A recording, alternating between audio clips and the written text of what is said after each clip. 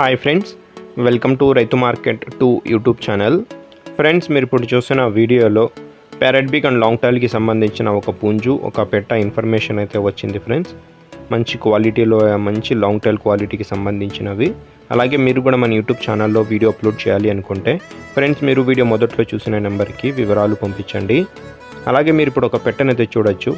మంచి లావు ముక్కు క్వాలిటీ, అంటే మంచి లాంగ్ టైల్కి, కడ్డీ సోగలకి మంచి లాంగ్ టైల్కి సంబంధించిన పెట్ట ఫ్రెండ్స్. ఇది పెట్ట వచ్చి 3 times ఎగ్స్ అయితే పెట్టింది, 3 సార్లు ఎగ్స్ అయితే పెట్టింది.